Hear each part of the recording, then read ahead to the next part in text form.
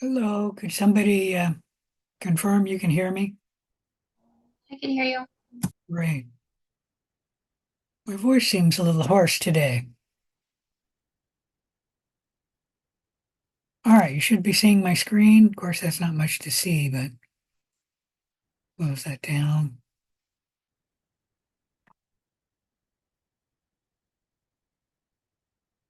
So today is July 25th, and we should be working on chapter 4. We do not need to finish it today, although we should finish it next Tuesday. And later we'll be talking about Lab 5. Any questions about what we're going to do?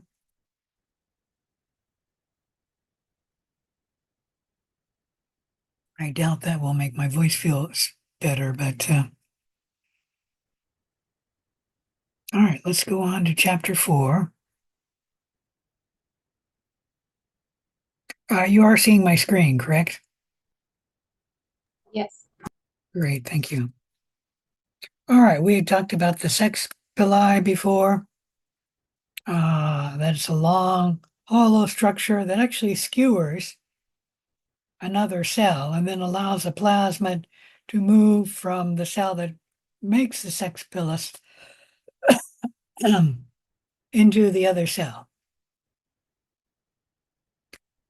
Let's talk a little bit about the prokaryote cell wall. We're going to be mainly talking about the bacteria cell wall, but a little bit about the archaea cell wall as well.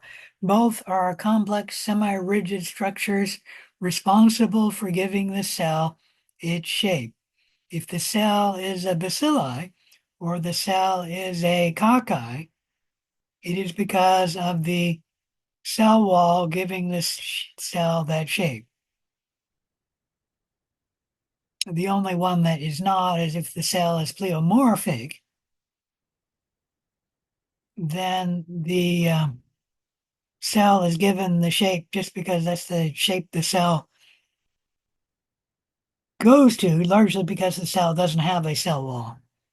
Anyways, the cell wall protects the cell and prevents osmotic lysis, meaning when the cell is in water, water will move through the cell, causing the cell membrane to expand.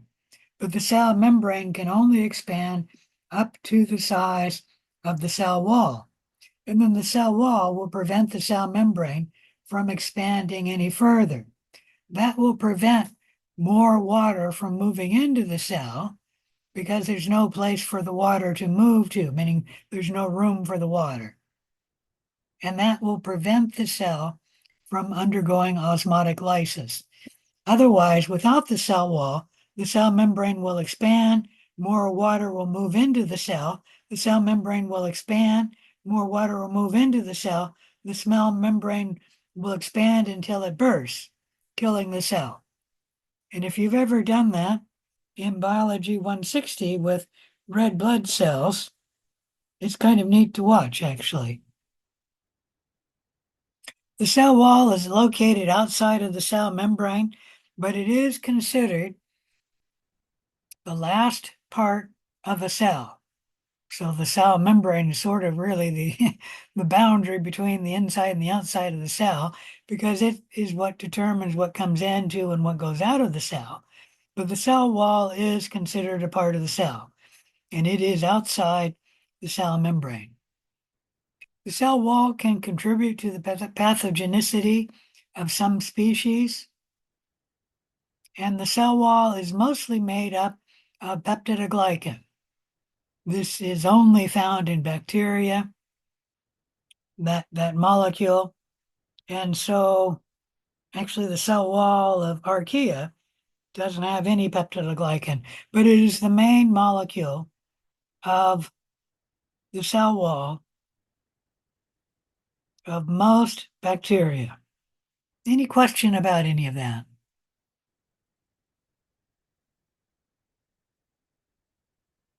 All right, peptidoglycan is a disaccharide of two sugars, NAG and NAM. And if you want to know what the names are, you can call them. Let me blow that up and then I can show it better. NAG stands for N-acetylglucosamine, and NAM stands for N-acetylmuramic acid. You may learn either names or the abbreviation. I'm not going to be picky about that. The two sugars are disaccharides linked by polypeptides, forming a lattice surrounding the cell.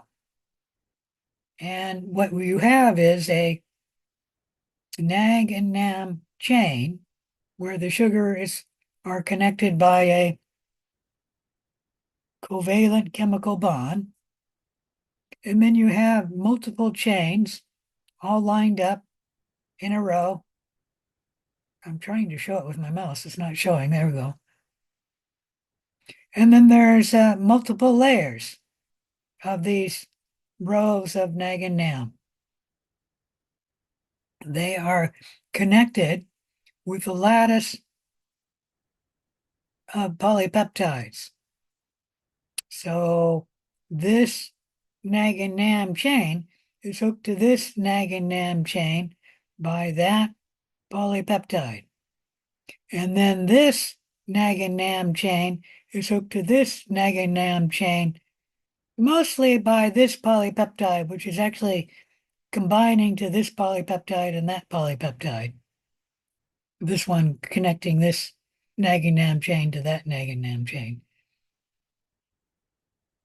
Penicillin actually inhibits the lattice formation of the polypeptides, and that's how penicillin acts to kill the cell. It prevents the cell wall from totally forming, and it will come down here and then block this polypeptide from forming right there. And that will create a hole in the cell wall, and the cell membrane can protrude out of the hole right here. Sort of like when you're blowing a balloon in a box. If you have a hole in the box, the balloon will, and you're blowing the balloon up, it will begin to protrude out of the hole. Any question about any of that?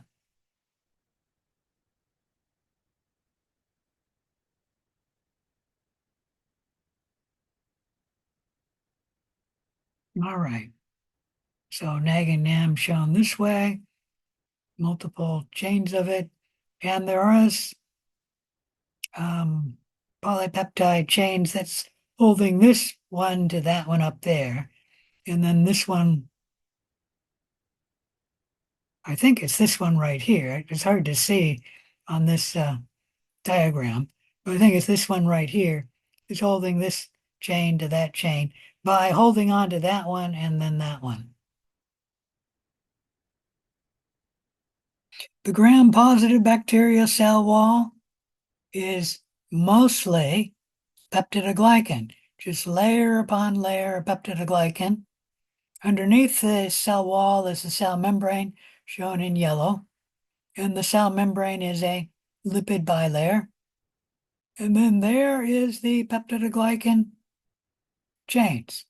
It's only showing you 3 layers thick, but let me remind you that the gram-positive bacteria cell is at least 20 layers of peptidoglycan thick, and it could be hundreds of layers of peptidoglycan thick.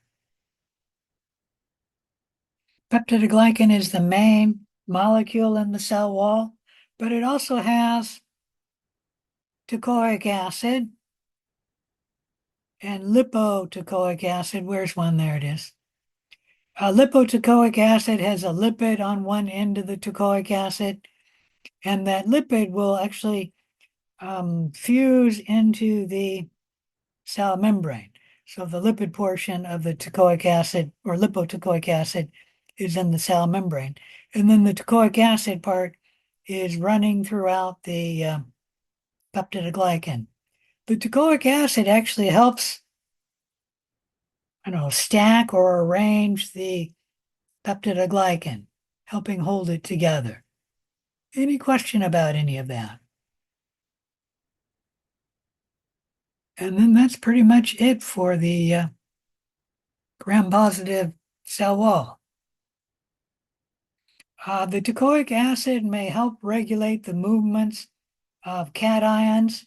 The cations can actually, come on, wanting to come into the cell can actually go down the teichoic acid, I guess, string and then move into the cell. However, the cation does not need the teichoic acid to move through the cell wall. The cation is an ion and it's soluble in water, and water can go right through the peptidoglycan of the cell wall. And the water can bring the cation right through the cell wall. Any question about any of that? There can be polysaccharides which provide antigenic variation in the gram-positive cell wall.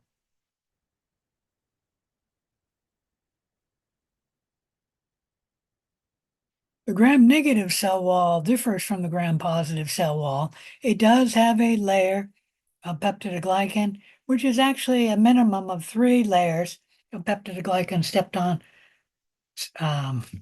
top of each other. But it could be as up to about 20 layers of peptidoglycan stacked on top of each other. This artist has only shown 1 layer, and that's just an oversimplification. It is thinner, the peptidoglycan layer of the gram-negative cell than the gram-positive cell, but it is more than 1 layer. And then we have something else on a gram-negative cell wall, and it is a lipid bilayer made up of lipopolysaccharides, and it's called the outer membrane of the cell wall. So this portion here is part of the cell wall. That portion is the peptidoglycan portion, and this is the lipid bilayer that we call the outer membrane of the cell wall. There are other molecules running through the gram-negative cell wall, and you can see a lipoprotein right here and a porin protein right there. We'll talk a little bit more about the porin proteins.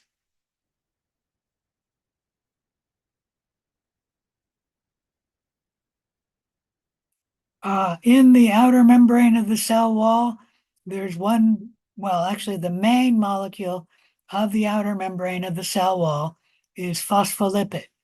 And this layer, or the underlayer of the cell wall, this layer, is actually mainly phospholipids, the same as the cell membrane. This layer of the outer membrane of the cell wall does have phospholipids in it, and it's actually the main molecule. And there you can see the phospholipid right there, and there's lots of them, these little yellow ones with the strings. But it has another lipid, and it's this big bluish glob that we call lipid A. Lipid A is hooked to an old polysaccharide, and that's why lipid A in the old polysaccharide is called the lipopolysaccharide, because it's a lipid connected to a saccharide. Shrink that down now.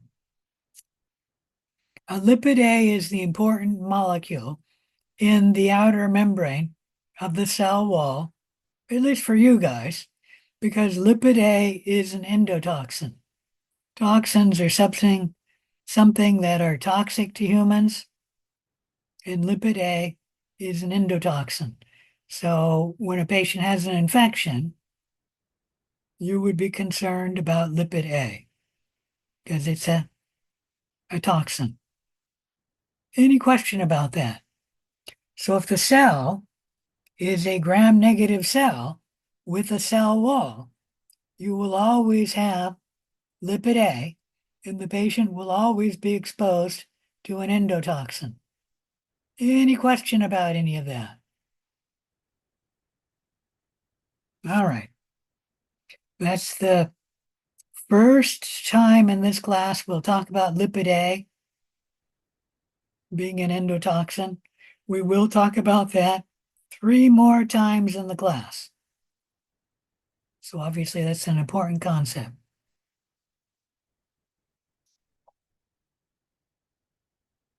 Already talked about that. Let me state that in the gram-negative cell wall, there are other molecules besides peptidoglycan. There are lipopolysaccharides, lipoproteins, and phospholipids. The phospholipids being in the outer membrane of the cell wall. The lipoproteins run throughout the cell wall, and actually they can go into the cell membrane. And then the porphyrin protein is an important part of the cell wall because any molecule that wants to go through or into the cell or out of the cell has to go through this porphyrin protein, unless it is a molecule which can get through the lipid bilayer of the outer membrane of the cell wall.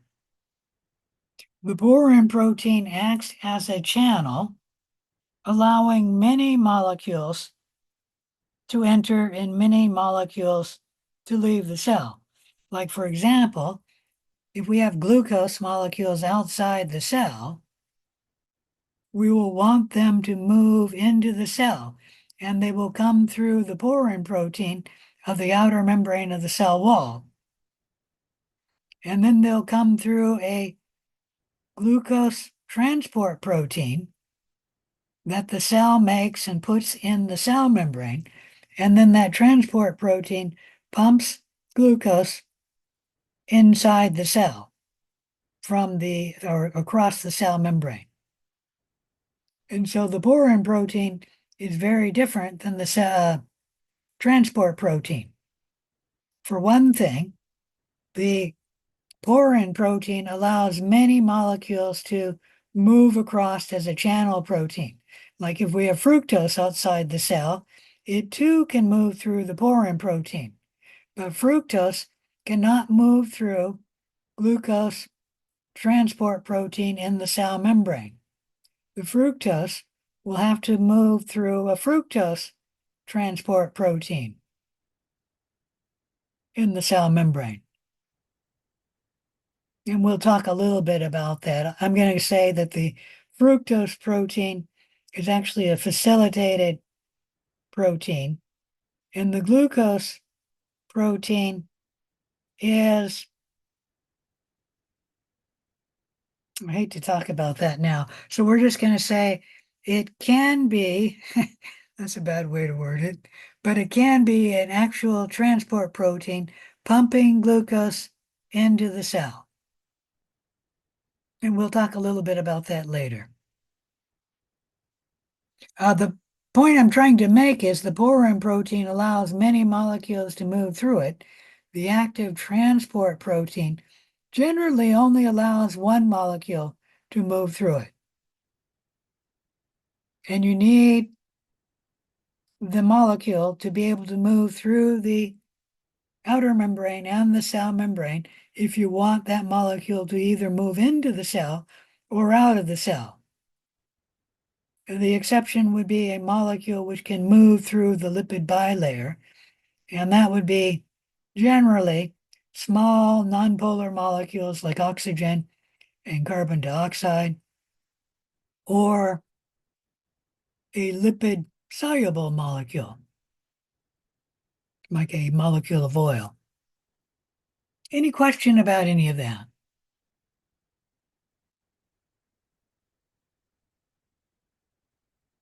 All right, the gram-negative outer membrane can give some protection to the gram-negative cell. It can protect, or at least help protect, the cell from the complement proteins. These are proteins which help defend the body from a foreign invasion. And we'll talk a little bit more about them later in the term. But for now, all you need to know is They are a protein that animals make that can help defend the body from a foreign invader, such as a bacteria. And the gram-negative outer membrane can also give partial protection against I was going to say antibodies, but that's not correct.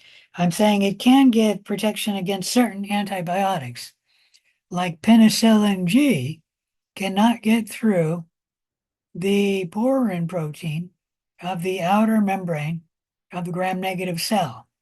So penicillin G cannot harm a gram-negative bacteria. Any question about that?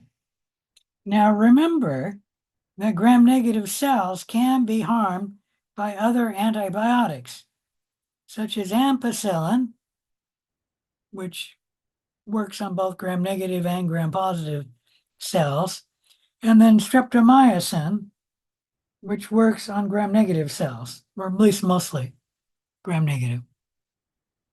And streptomycin is a lipid-soluble antibiotic, and so it can get right through the outer membrane of the cell wall. It can get right through the cell membrane as well.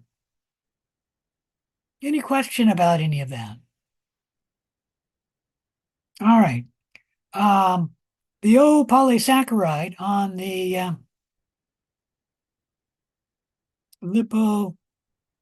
lipopolysaccharide, meaning this is the part of the molecule attached to lipid A, can give antigenic variation of the cell.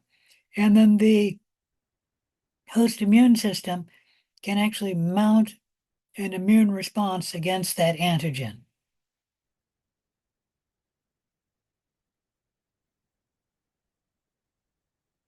An example would be the O polysaccharide, E. coli 0157, and then H7. 0157 is an O polysaccharide antigen, and this antigen is pathogenic to humans.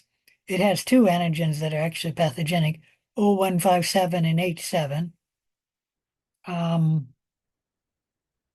And so if an individual were to get this E. coli, they would likely get gastroenteritis because this is a human pathogen. It is not a normal E. coli, which would be in everybody's gut.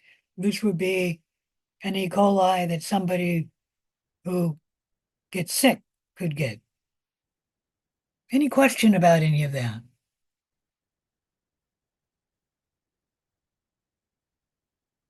All right, I've already talked about lipid A being an endotoxin, and porins form channels through the outer membrane of the cell wall.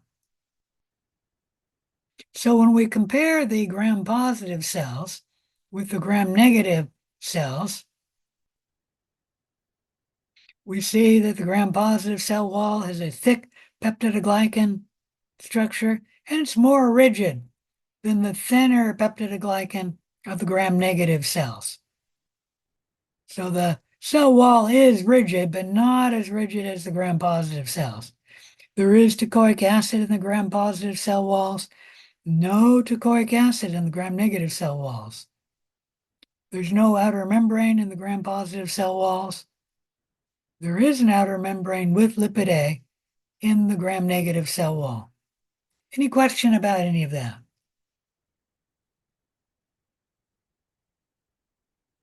The cell wall gives rise to the difference in the staining of the cell and the gram stain. Crystal violet iodine complexes form in the cells and will stick and be stuck in the gram-positive cell, where the crystal violet iodine crystals do not leave the thick peptidoglycan layer. However, in the gram-negative cells, the decolorizing alcohol, it'll either be alcohol acetone or alcohol acid or maybe just plain alcohol. It actually will dissolve the outer membrane of the cell wall, and then the alcohol or the decolorizing compound will wash the crystal violet iodine complexes out of the thinner peptidoglycan. The cell will then be clear until you stain it with pink, and then the gram-negative cell will then stain pink. Any question about any of that? All right, this slide is showing you a summary of the differences between the gram-positive cell and the gram-negative cell. You only need to know the first ones, peptidoglycan thin, multi-layered, peptidoglycan of gram-negative cell, thin. It says single layered here. This is a mistake. It's thinner, but it's at least 3 layers of peptidoglycan. Teichoic acid present, absent, outer membrane, absent, present. All right, any question about any of that? Now, those are the typical cell walls for bacteria. There are some atypical cells with different cell walls. The first one, I should actually list it first, is the archaea. They have different cell walls than the bacteria. They do not have peptidoglycan in their cell walls. If the archaea have cell walls, and some of them lack cell walls, most of them have a cell wall, it's made of pseudomurine. It's another disaccharide, somewhat similar to peptidoglycan, but it's different. Any question about that? And yes, some of the archaea lack cell walls, but there are some bacteria that also lack cell walls. Any question about any of that? All right, so the important part is the archaea have different cell walls than the bacteria. And then there's 2 families of bacteria which have different cell walls than the other bacteria. The first are the mycoplasmas. These are bacteria, but they lack cell walls. All they have is a cell membrane, much like your cells. In fact, they don't have cholesterol in their plasma membrane, but they do have a sterol in their plasma membrane. And that sterol acts the same as the cholesterol in your plasma membrane, meaning the sterol helps give the plasma membrane support and strength. And I could mention, you don't need to know this, but the mycoplasmas typically are the bacteria which are pleomorphic. And it's because they don't have a cell wall to give the cell a shape. Any question about any of that? All right. The other family, which has different cell walls than the bacteria, are the Mycobacterium. These bacteria differ because they have a lot of mycolic acid in the cell wall. The mycolic acid gives the cells different properties from the other bacteria, such as making the mycobacteria acid-fast staining cells, meaning when you stain the cells with an acid-fast stain, the mycobacteria will stain positive. Any question about any of that?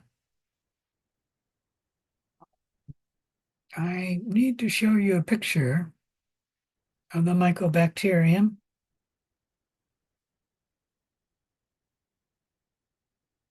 And I have it someplace, but I'm not sure I can find it. So we're just going to go to Google.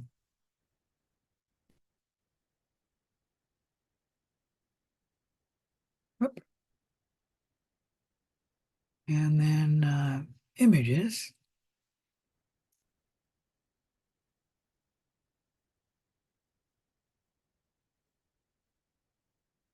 That would be a good one, but I want one that will actually label it. Oops, not showing me the picture now.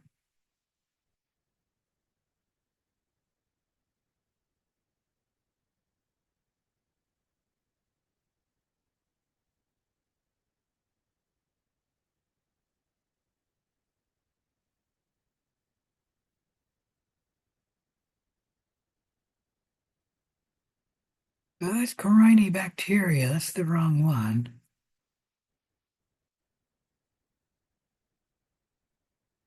Sorry, it didn't go directly to the picture. It went to the.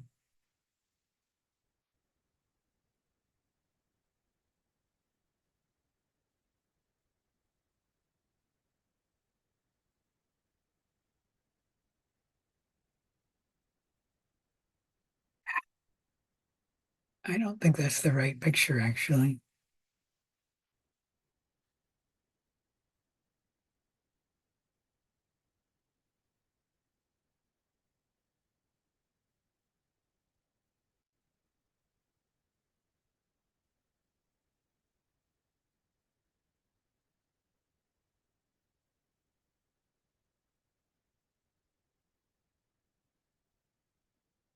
All right, here's the cell wall of Mycobacteria. And there's the phospholipid cell membrane. There's the layer of peptidoglycan.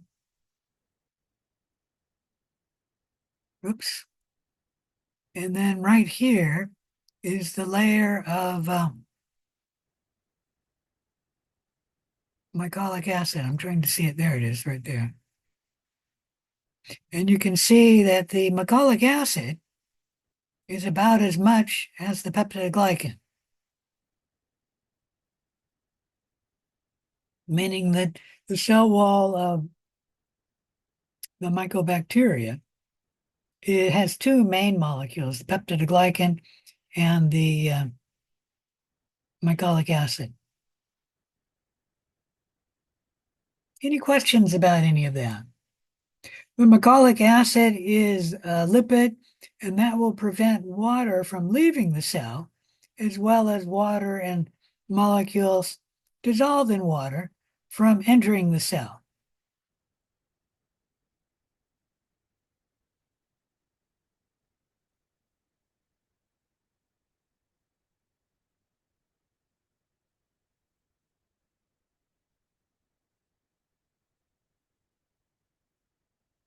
Oops.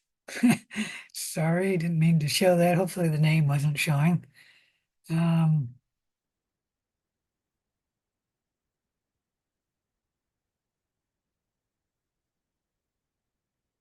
all right, so the mycobacterium retain the acid fast stain, carbonyl fusion, and that's what we call them acid fast positive cells. You can damage the prokaryote cell walls. You don't need to know um, the names here, but you can damage the prokaryote cell wall, which will make the cell susceptible to osmotic lysis. I've already mentioned penicillin can damage the cell, causing osmotic lysis. You can also damage the cell by putting on the enzyme lysozyme. Lysozyme is an enzyme which actually our body makes to digest the disaccharide in the peptidoglycan. And so with the enzyme lysozyme, you digest the cell wall. And then when water enters into the cell membrane will expand and expand until it bursts, causing osmotic lysis. Any question about any of that?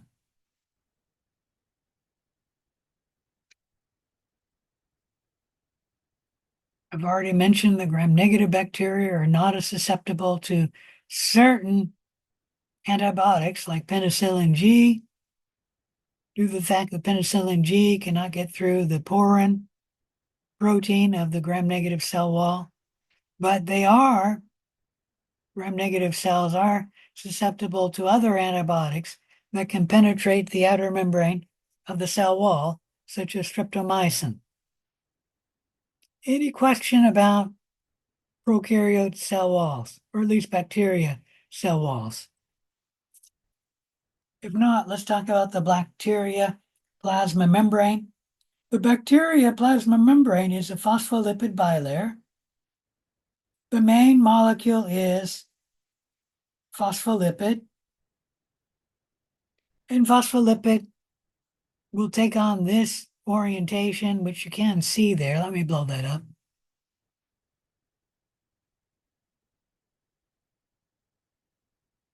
Where the polar head will face outside the cell, because what's mostly outside the cell is water. So think of this cell as the red blood cell in the blood. Well, the blood is mostly water, so you're going to want the phosphate head facing the water. And then the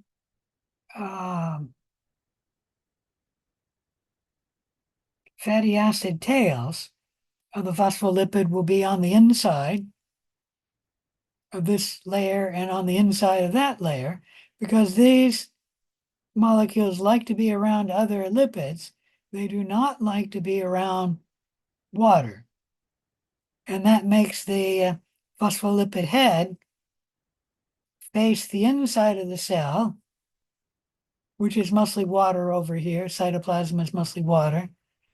And the rest of the phospholipid is on the inside because it's the fatty acid tails. All right, so phospholipid is the main molecule in the plasma membrane. There are other molecules in the plasma membrane, including carbohydrates and proteins. There are 3 proteins you need to know about that are in the cell membrane. There's peripheral proteins and integral proteins. Both of these proteins span the membrane, meaning they run across the membrane. Like a transport protein is an integral protein. A transmembrane protein. There are also peripheral proteins in the cell membrane. The peripheral protein is mostly peripheral to the cell membrane. So most of the protein is on one side or the other side of the cell membrane. And that's why it's called the peripheral protein. The protein is peripheral to the cell membrane. Any question about any of that?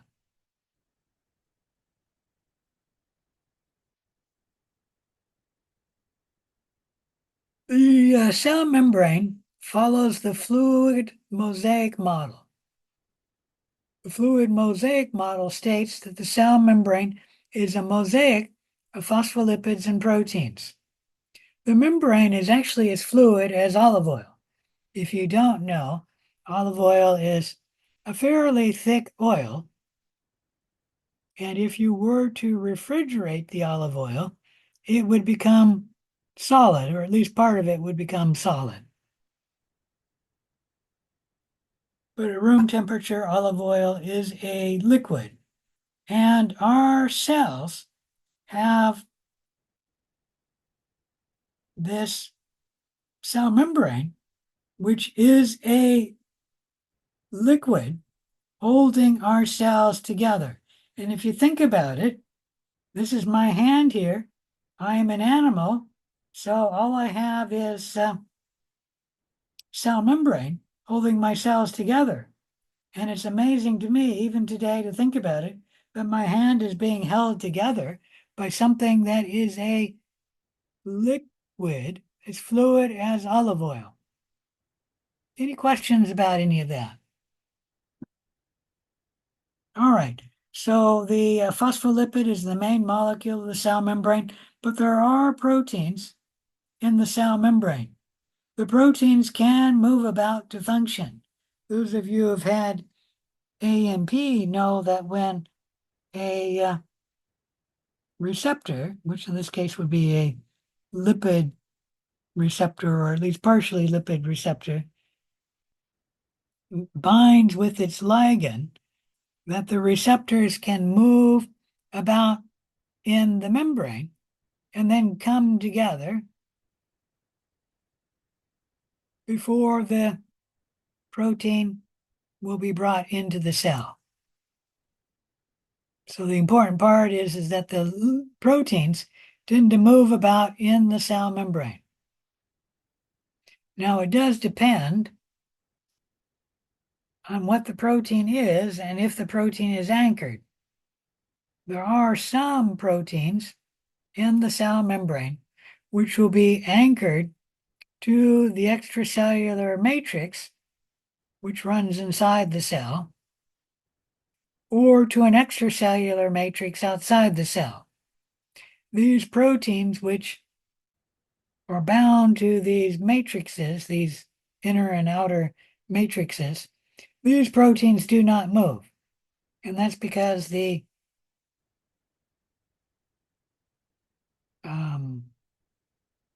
extracellular matrix does not move. And the extracellular matrix of the cell, meaning the matrix outside the cell, would also not move. So think of this as a bone cell that puts out bone. What do you call that? An osteoblast, something like that. Anyways, we're saying that this cell is a bone cell, and it can be combined to the bone by a protein. That protein, which is bound to the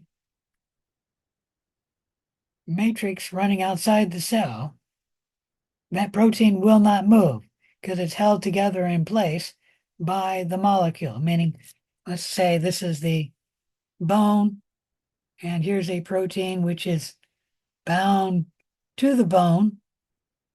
This protein then cannot move because it's one unit running from the bone to the protein in the cell membrane. The same with a protein which is bound to the extracellular matrix. So if it's bound to the extracellular matrix, this protein will not move about in the cell membrane. In reality, most of the molecules, and then of course all the other molecules, are not bound to either the intracellular matrix or the extracellular matrix. And these proteins are free to move about the membrane, and they can actually move around. Phospholipids can also move both laterally from one place to another, and they can spin in place. So they're not moving from one place to another. Come on. But this protein can actually spin either clockwise or counterclockwise. And then it can move like from this area to that area. Any question about any of that? All right. The plasma membrane shows selective permeability. This means it allows the passage of some molecules, but not the passage of other molecules. For example, no large molecule can move across the plasma membrane without the assistance of a transport protein. Ions either do not move through the lipid bilayer of the cell membrane, or if they do move, they move very, very slowly. Lipid molecules can move right through the cell membrane.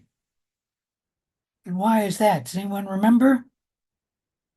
Why can lipids move right through the cell membrane?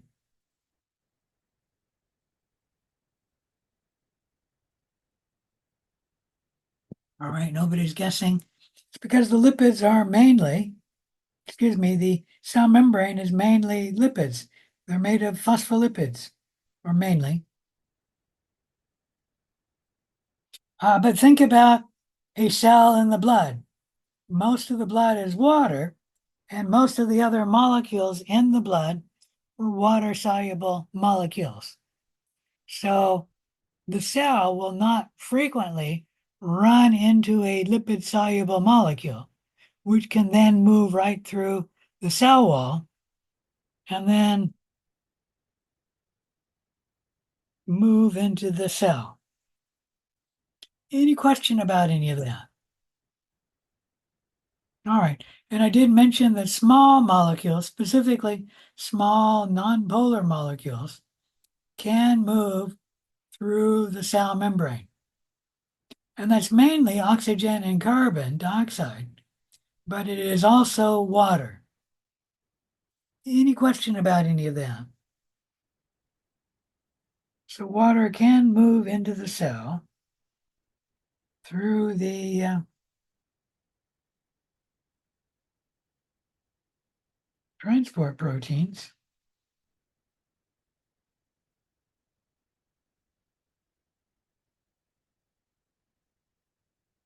But the water moving into the cell is not fast enough.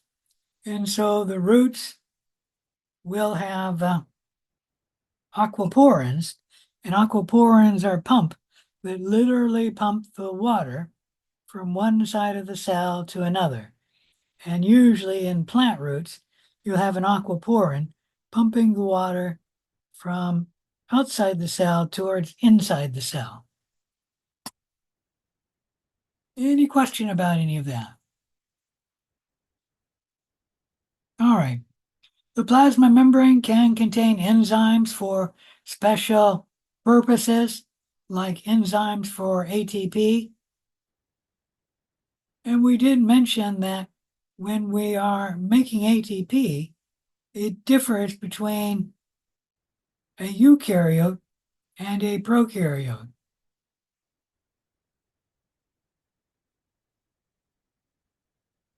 Any question about that? All right.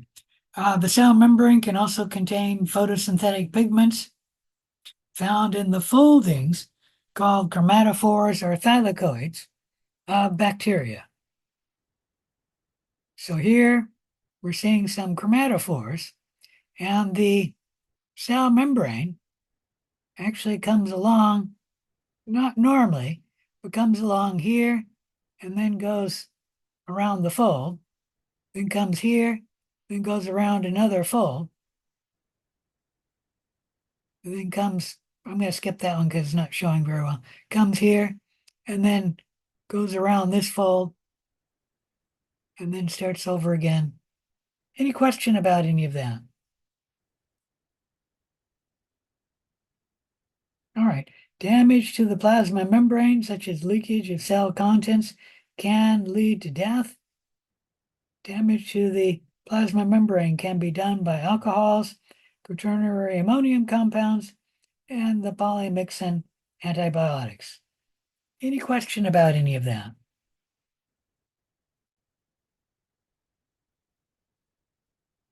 All right. Alcohol actually would destroy the cell membrane, and that's because alcohol is very soluble in the lipid bilayer of the cell membrane. So alcohol typically would kill the cell.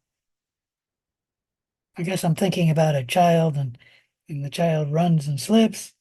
The mother applies alcohol.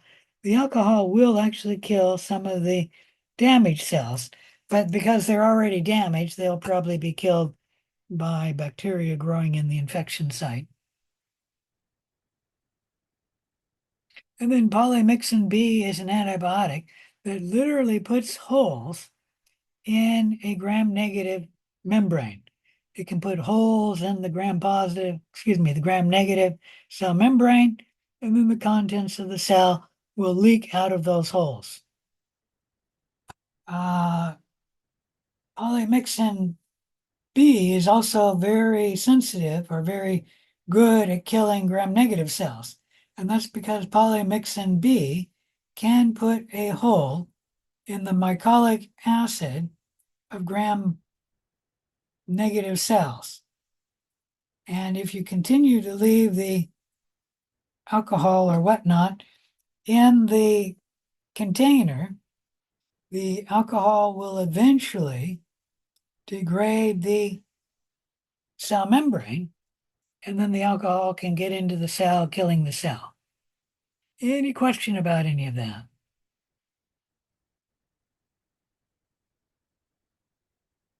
All right. The cell membrane is responsible for movement of materials into and out of the cell. If the cell wants the molecule inside the cell and it's outside the cell will move it into the cell by one of two processes. It could be a passive process, and that means the molecule moves by simple diffusion into the cell. So the molecule moves from areas of high concentration to areas of low concentration. That is a passive movement down a concentration gradient, and it does not cost the cell any energy to bring that molecule into the cell. And why it doesn't cost the cell any energy is because the molecule is moving down its concentration gradient. The molecule wants to move to areas where its concentration is lower. Any question about any of that? All right, so let's talk a little bit further about the passive process where the molecule moves down its concentration gradient. There are three types of cells, each of which has a passive movement for the cell. Any question about any of that? All right, so the three ways that the cell can move a molecule either into the cell or out of the cell, that is passive, includes simple diffusion, where a solid simply moves from regions of high concentration to regions of low concentration. That costs the cell no movement because that's the way the molecule moves traditionally down at the gradient of gravity, at least on the planet Earth. There's also facilitated diffusion, which is also a movement of a solid either from inside the cell to outside or from outside the cell to inside. Facilitated diffusion differs from simple diffusion in that facilitated diffusion always has a membrane, such as the cell membrane, that the molecule needs to cross to get into the cell.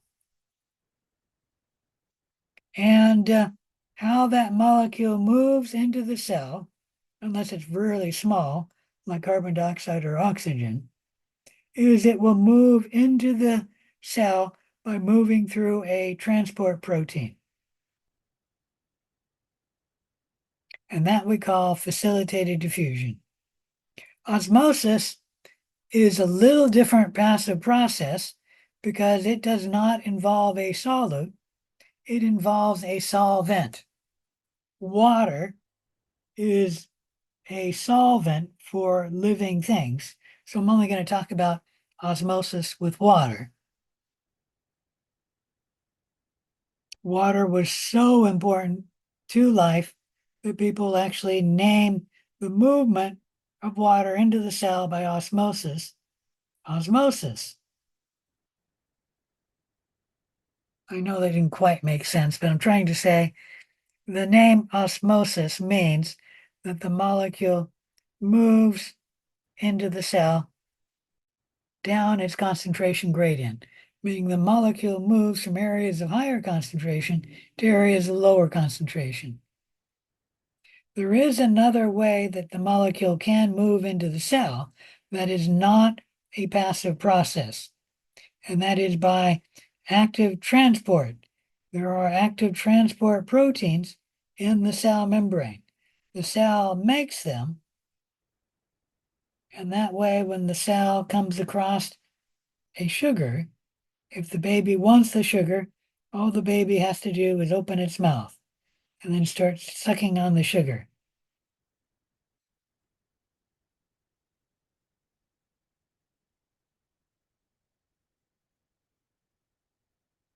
All right, an active process is where the solute moves against its concentration gradient. And this requires obviously a membrane of sorts, and then proteins which transport the molecule across the membrane. And these proteins we call active transport proteins. They need energy to move the molecule against its concentration gradient. And the cell, whenever it usually needs energy, it will obtain it from ATP. So that for each molecule moving into the cell by the active transport protein, each molecule will require one ATP. Any question about any of that?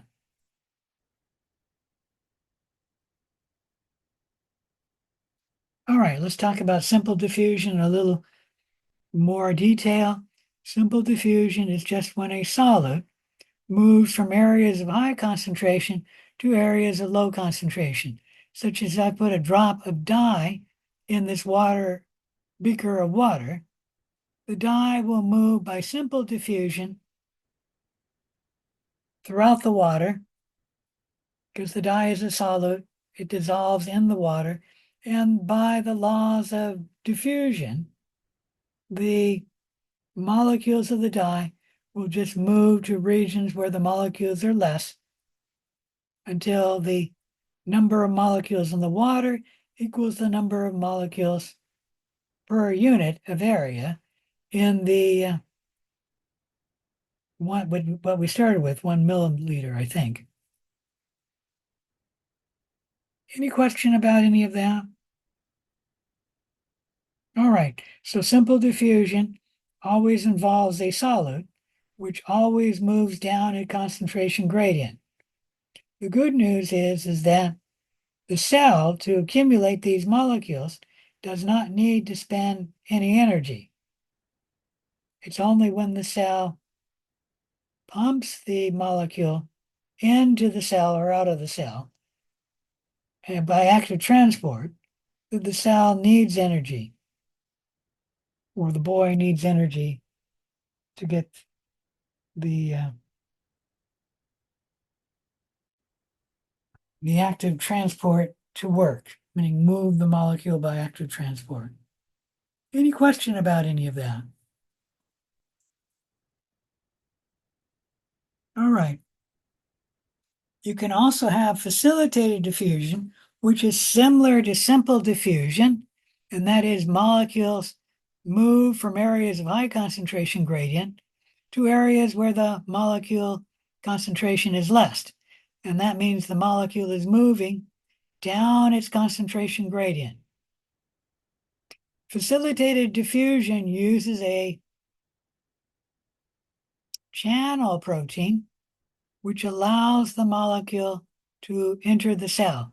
And this picture is not calling it a channel protein, it's calling it a transporter protein, which differs from a transport protein.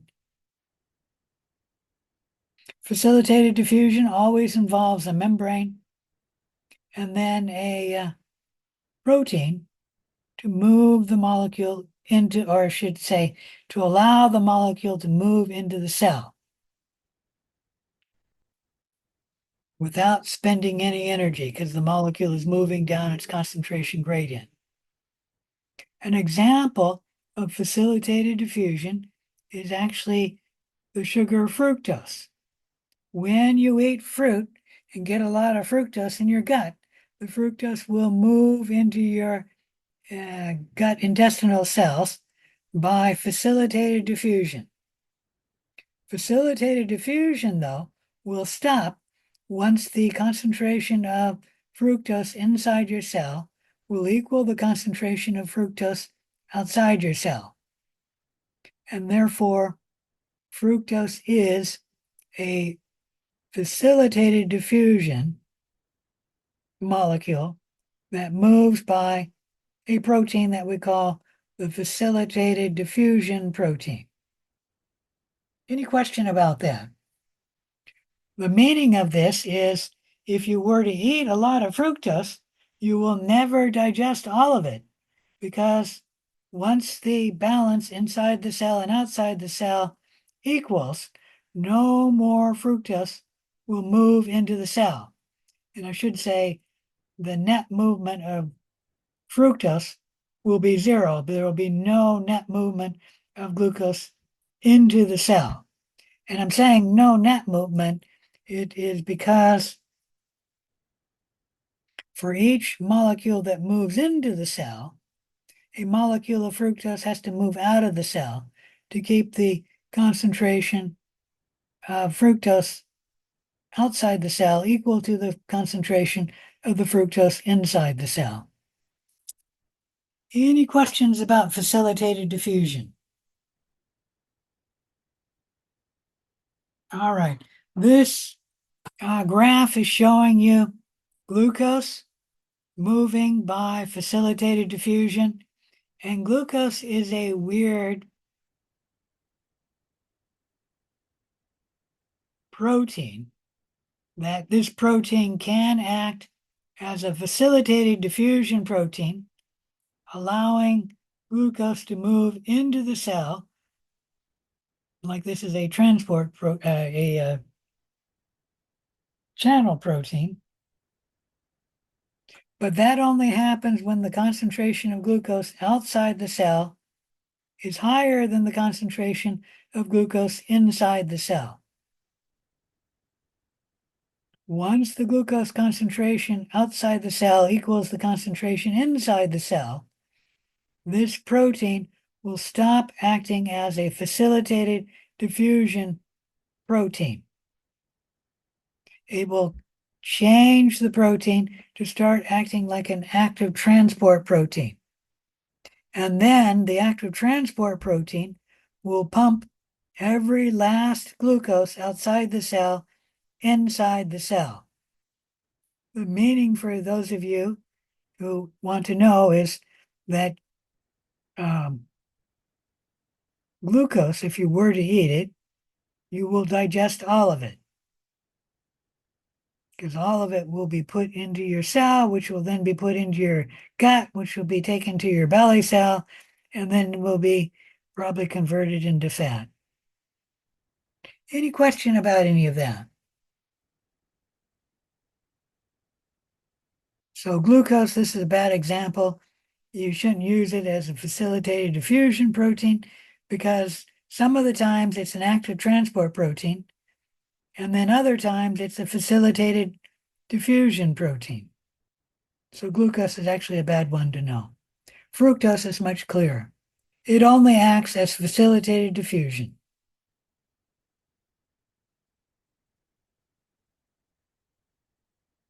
All right, in both simple diffusion and facilitated diffusion, solutes are transported, and the transport is always down a concentration gradient, where the molecule moves from areas of high concentration to areas of low concentration. Osmosis is similar but different. First, osmosis is the net movement of water, and water is not a solute. Water is a solvent. And then the water always moves across a selectively permeable membrane if we're using the term osmosis. For example, if I had a terrarium with dirt in it, and I were to water one part of the terrarium, but not the other part, the water will not move by osmosis. The water will move by simple diffusion, moving from areas of high concentration to areas of low concentration. Osmosis always involves water and always involves the movement of water against a semi-permeable membrane.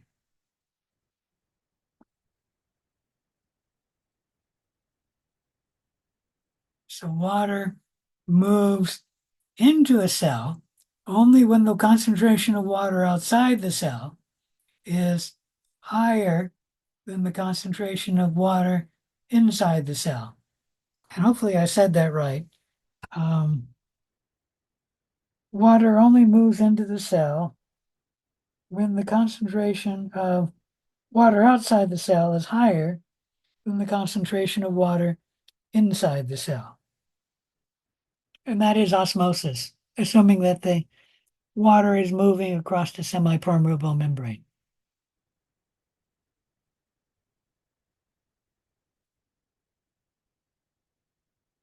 All right.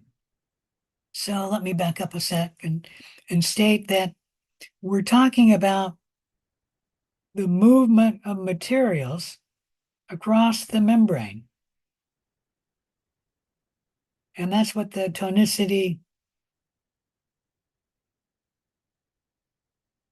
is.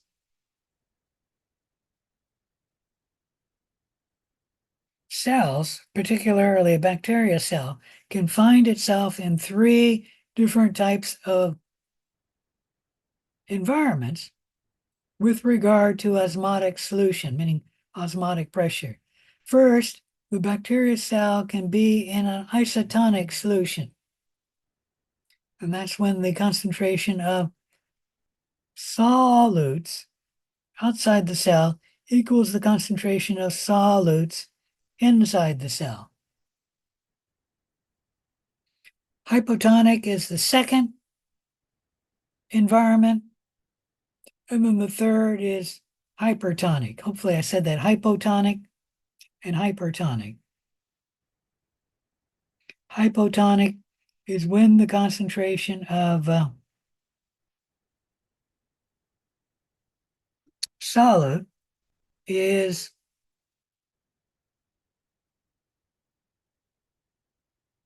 higher outside the cell than inside the cell. Hypertonic is the reverse. Let me state that these terms, isotonic, hypotonic, and hypertonic, are relative terms. You need to base it on something. So if you say the cell is an isotonic solution, what you're saying is that the concentration of water outside the cell is equal to the concentration of water inside the cell. Any question about any of that? All right, isotonic is the easiest tonicity to discuss because the concentration of solute outside the cell is equal to the concentration of solute inside the cell. And that way there's no net movement of water into the cell. Now you'll note that we're talking about water moving into or out of the cell, but we're not talking about the concentration of water inside the cell and outside the cell. The tonicity is defined as the concentration of the solute outside the cell compared to the concentration of solute inside the cell. There's no net movement of water into the cell or out of the cell, so the cell remains happy and alive. A cell can also find itself in a hypotonic solution. This is when the concentration of the solute outside the cell is lower than the concentration of water inside the cell. Did I say that right? The concentration of solute is lower outside the cell than the concentration of solute inside the cell. This means that there will be net movement of water into the cell because the concentration of water is always the reverse of the concentration of the solute. So in this case, the concentration of the solute is low outside the cell, and that means the concentration of water is high. And the concentration of solute inside the cell is high. That means the concentration of water inside the cell is low, giving rise to the water moving by osmosis into the cell. Now, this can be dangerous for a cell if the cell wall is absent or if the cell wall is damaged. If the cell does not have a cell wall and the cell is put in a hypotonic solution, hypotonic solution, then water will move into the cell, expanding the cell membrane until it expands to the point where the cell membrane bursts, and that will kill the cell by osmotic lysis. Most bacteria actually live in a hypotonic solution. And that is why antibiotics like penicillin G can actually kill a cell this way. The penicillin G damages the cell wall, and then the water will move into the cell, causing the cell membrane protrude out of the hole in the cell wall, and then the cell membrane will grow until it eventually pops. Any question about any of that? All right, there's one more tonicity we need to discuss, and that is a hypertonic solution. This is when the concentration of solute outside the cell is higher than the concentration of solute inside the cell. That will lead to the net movement of water out of the cell, because if the concentration of solute is lower inside the cell, that means the concentration of water inside the cell is higher to the concentration outside the cell. And that will cause water to move out of the cell, which can lead to shrinkage of the cytoplasm. The cell membrane can actually pull away from the cell wall, as shown here. And that can kill the cell by plasmolysis. Depending on the cell, like if the cell has an endospore, or even if the cell has mycolic acid in the cell wall, it may survive the hypertonic solution. And it may survive the hypertonic solution for a very long time.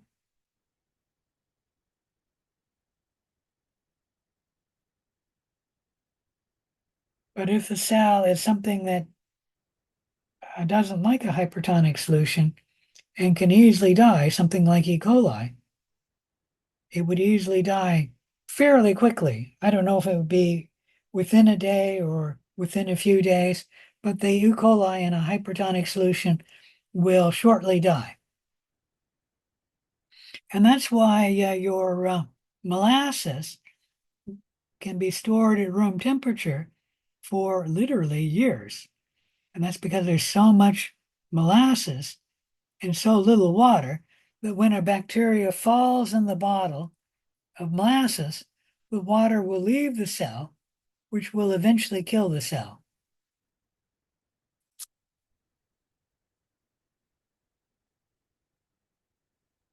One exception would be endospores. Endospores can survive a hypertonic solution, and they've had endospores germinate from Egyptian mummies, which were 8,000 to 10,000 years old.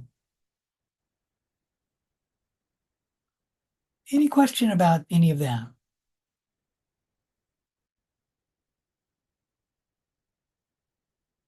All right. Active transport is the movement of material against a concentration gradient. The passive process is okay when the concentration of a substance required by the cell is higher outside the cell than inside the cell. But what about a cell in an environment with a low nutrient concentration, such as a cell in the open ocean or a cell in the Sahara Desert? The concentration of the molecules the cell wants will be very low outside the cell. And so what's the cell to do? Can't move the material inside the cell by diffusion or even by facilitated diffusion. So it can move this molecule into the cell by active transport.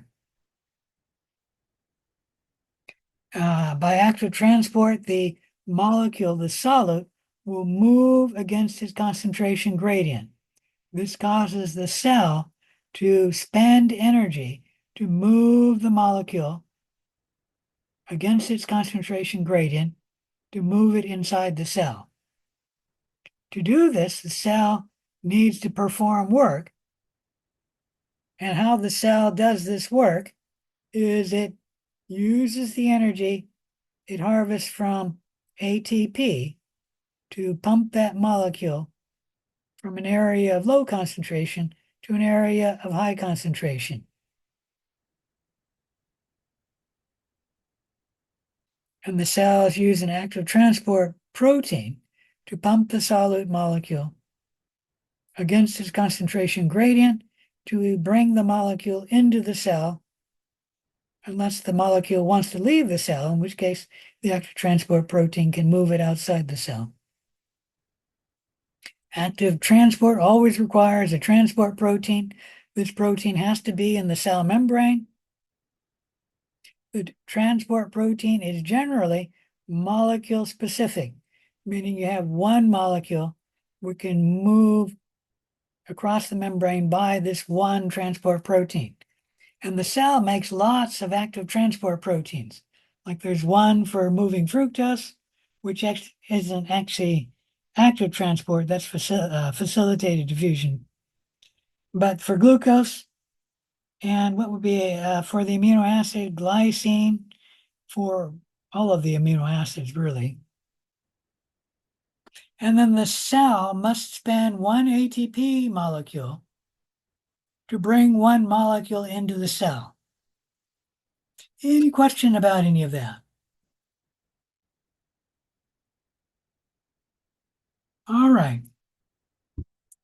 In prokaryotes, there is another form of active transport, and it's similar and a little different from active transport.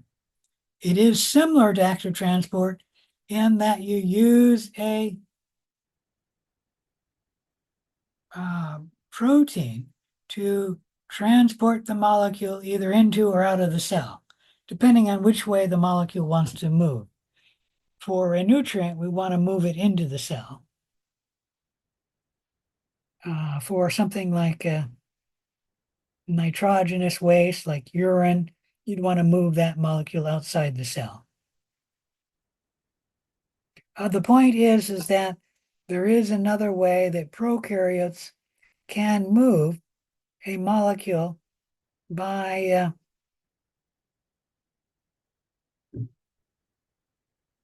active transport.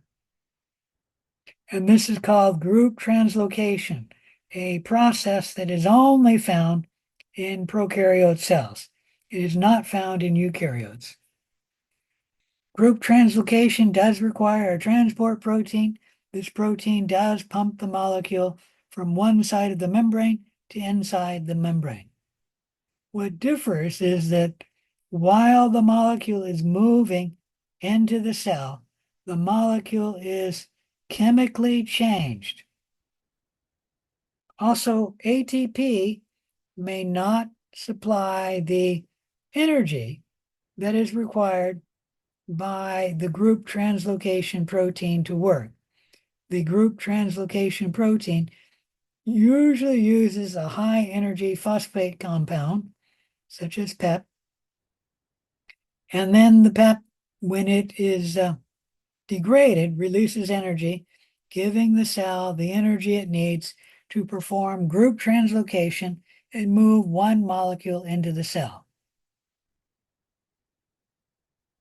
Another difference of group translocation by active transport is the transported molecule is chemically altered. The phosphate group from PEP will leave PEP, and then that phosphate would be put onto sugar. So, for example, if you have bacteria, bringing the glucose into the cell by active group translocation,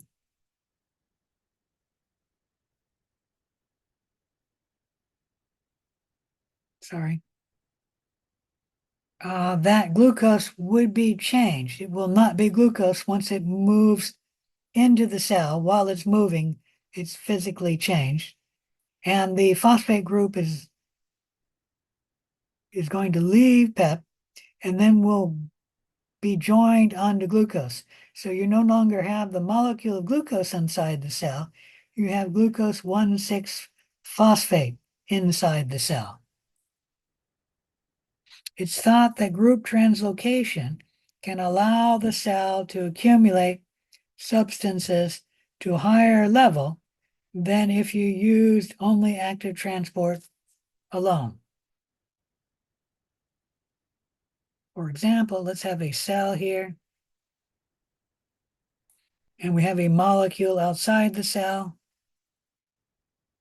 and we're going to say there's 100 of them outside the cell.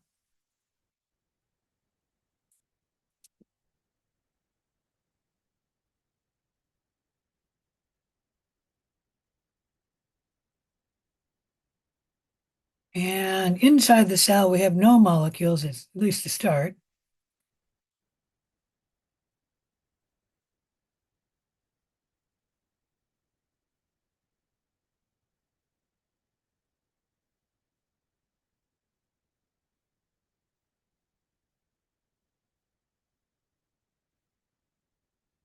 I'll get it later. Now, if you were to pump 50% of these molecules, meaning 50 of them, into the cell by an active transport protein, you would then have 50 molecules inside the cell.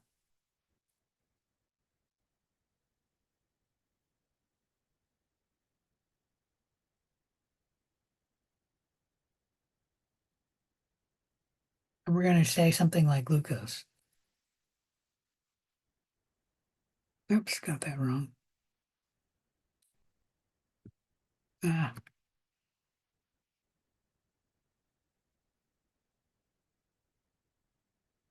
Now, if we were to transport the next 50 by active transport, you would eventually get 0 outside the cell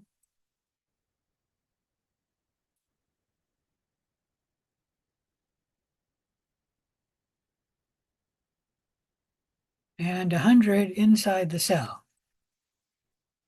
Moving the 99th or the 100th one from outside the cell to 100 would be quite a concentration gradient to move the molecule against. Everyone see that? And that's because the gradient will be something like 1 to 100. It's actually going to be 1 to 99, but 1 to 100 sounds better. And that's going to be against. On the other hand, if we move only 50 molecules into the cell by active transport, and then move 50 molecules into the cell by group translocation,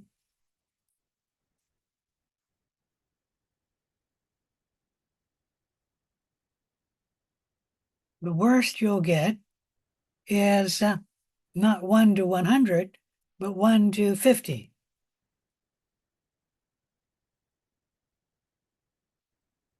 Meaning if there's only 1 outside the cell and 50 inside the cell, you're only going to be moving it against 1 to 50 as opposed to 1 to 100.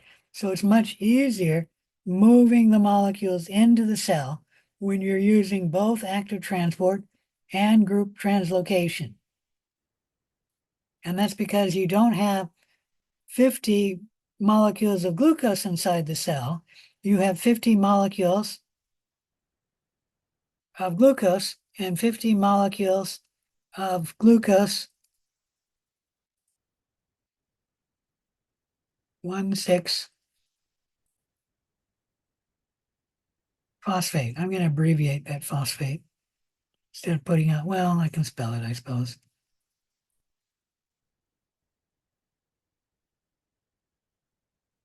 Do you see that this is a easier solution to move that molecule into the cell than moving it totally by active transport? Hopefully you see that. All right.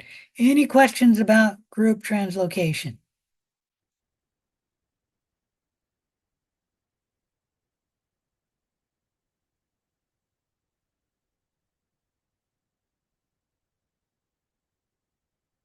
Let's talk a little bit about the cytoplasm.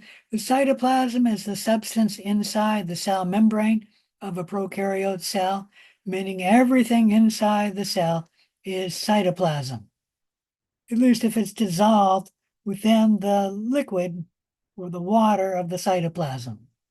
The cytoplasm is mostly water, about 80%. It does have dissolved solutes in it, including the DNA will be dissolved in the cytoplasm.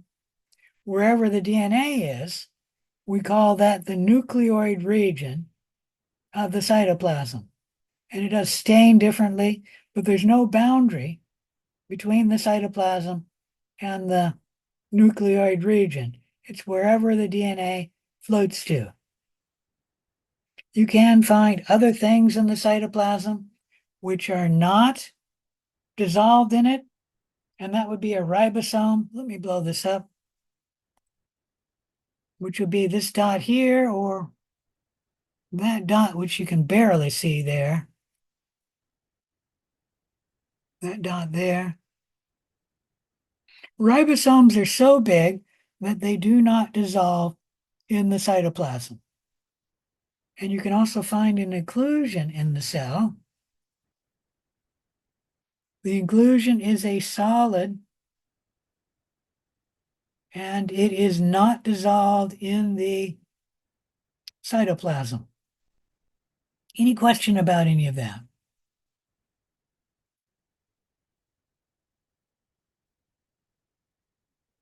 All right, the nuclear area, sometimes called the nucleoid, is a region of the prokaryote where the DNA happens to be floating.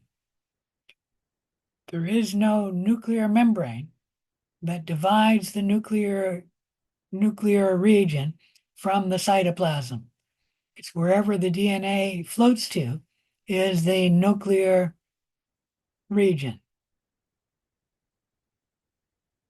Any question about that? That differs from a eukaryote, where the DNA will be inside the nucleus, the membrane of the nucleus. All right, ribosomes are the site of protein construction. So ribosomes are where the proteins will be made. Ribosomes are made of two proteins, ribosomal RNA, also called rRNA, and they're also made of ribosomal proteins. Any question about that? So that's just a protein that's in the ribosome, and their name is a ribosomal protein. So rRNA and ribosomal protein make up the ribosome. You don't need to know that the ribosome has subunits. You do need to know, though, that the prokaryote ribosome differs from the eukaryote ribosome in that the prokaryote ribosome is smaller at a size of 70S. The eukaryote ribosome is larger at a size of 80S. The S stands for the sedimentation coefficient, how biochemists and microbiologists,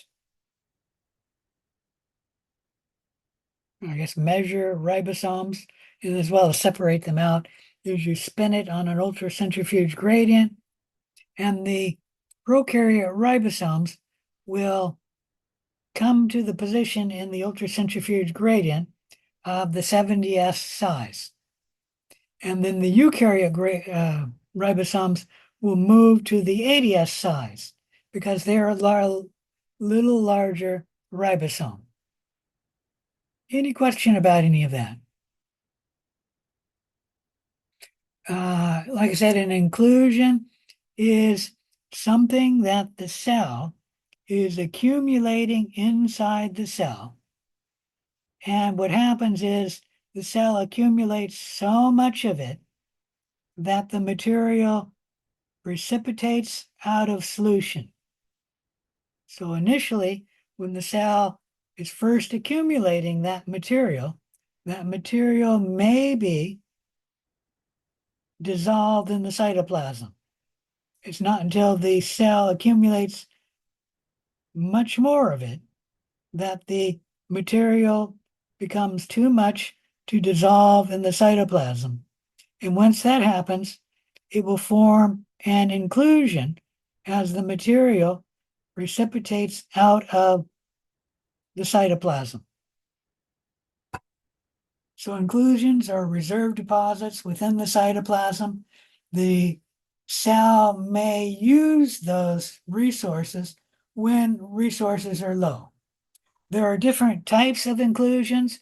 That's all you need to know. You do not need to know the different names and types of inclusions. Here are what some inclusions look like. Let me blow this up. Magnetosomes, you don't need to know that name, but there's the inclusions there. Sulfur granules. This cell is obviously going to be metabolizing sulfur, and so it's accumulating sulfur inside the cell. And then here, metachromatic granules. In yellow, you can see the cell outlined, and you see 3 metachromatic granules or inclusions inside the cell. Any question about inclusions? If not, let's talk about endospores. An endospore is a specialized resting cell produced by certain species, mainly members of two families, Bacillus, family Bacillus, and family Clostridium. When the environment starts becoming degraded, the parent cell will start making an endospore. And then when the environment deteriorates, the parent cell will begin to die. The endospore can survive the harsh environment. The endospore is highly resistant to many different treatments like desiccation, heat, chemicals, radiation. The point is the endospore can survive in conditions that the vegetative cell cannot. I'm not sure why I've got 2 of these here.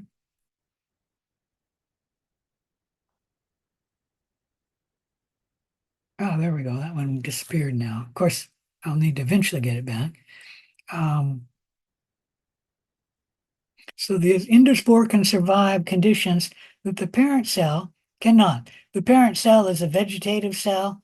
Vegetative cell is one that is metabolically active, can reproduce, and does the normal metabolism that the normal cell does. The endospore, on the other hand, has very little metabolism, and its purpose is just to rest and then survive the harsh environment. It is not metabolically or not much metabolically active, and it is certainly not reproducing. Once the endospore, it'll just wait until the environment changes. Once the environment becomes favorable to growth, the endospore will sporulate, going through sporogenesis, going through germination, and the endospore will germinate into a regular vegetative cell, similar to the parent cell shown here that's making an endospore. And obviously, once it germinates, it will not have an endospore. It will not be an endospore. When the environment becomes deteriorating, the parent cell will begin construction of the endospore. The parent cell makes one endospore. The parent cell then dies, so one cell makes one cell. That is not reproduction. Endospores are a survival strategy. They are not a reproductive strategy. Any questions about any of that?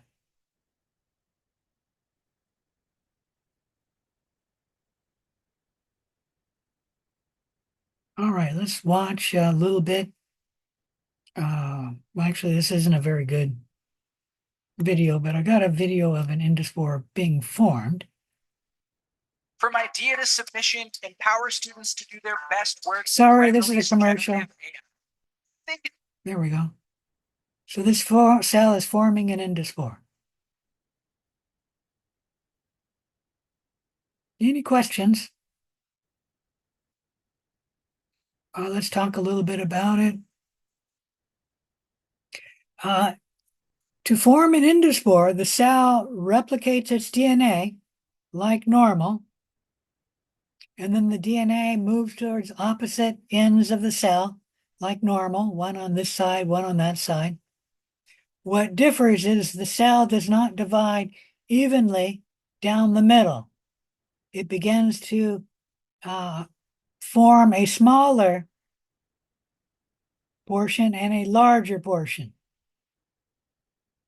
The cell begins growing a cell membrane to divide the cell. The membrane will divide eventually one portion of the DNA. This portion will then move inside the cell and will get a second membrane put around it so that there are two cell membranes put around the portion of the cell which will become the endospore. The endospore will then put down peptidoglycan between the two membranes. And so you grow the cell wall between two cell membranes. And then the spore coat will be put on, and that's a rough, hard part of the cell endospore. And it also protects the cell from many environmental conditions like desiccation.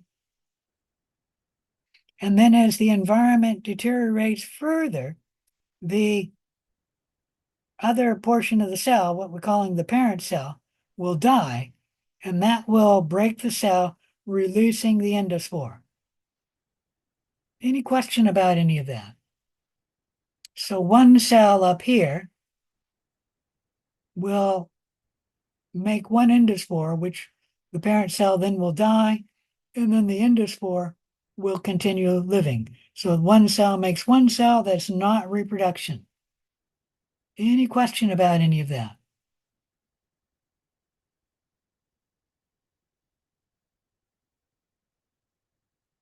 All right. Let's go ahead and let me shrink this if I can. We're just going to briefly talk about this slide, and then I'm going to end the lesson a little bit early. This is the structures you can find in a eukaryote cell. You can find some structures in a plant cell that you do not find in an animal cell, like the chloroplast, one structure that's only in plant cells, not in animal cells. And then there's the centrosome and the centriole, which is a structure you can find in an animal cell that is absent in the plant cell. Most of the structures are similar between the plant cell and the animal cell, like the mitochondria, the Golgi apparatus, the nucleus, the ribosomes, and even a vacuole. It shows a vacuole here and not one here, but that is not a vacuole. That is actually the central vacuole. The central vacuole is only found in plant cells. You can also find vacuoles in plant cells, and they're much smaller than the central vacuole. Let me see if I can blow that up.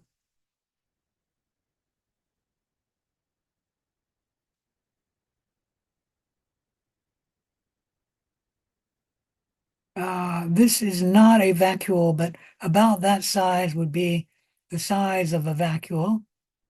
And you can see there's something in a animal cell that is also that size, and that is a vacuole. A vacuole is just a vesicle that has stopped moving. and the vacuole starts storing whatever is in the vesicle. So a vacuole is a vesicle that is stopped moving and just stores some component of the cell. So once the vesicle is moving, it's called the vesicle. But once it gets to its final location and stops moving and then just stores the contents, we call it a vacuole. And it's not a central vacuole, it's just a regular small vacuole. And you can find small vacuoles in both plant cells and animal cells. Any question about any of that? All right.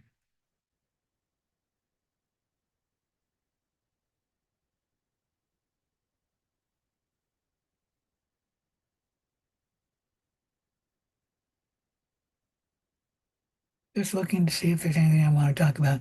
All right, I'm not going to talk any further. That is it for prokaryotes. And I'm not going to talk about the structure of eukaryotes. I will talk about the endosymbiotic theory next time. Any question about anything? All right, if there's no questions, I'll see you at 7 in the lab.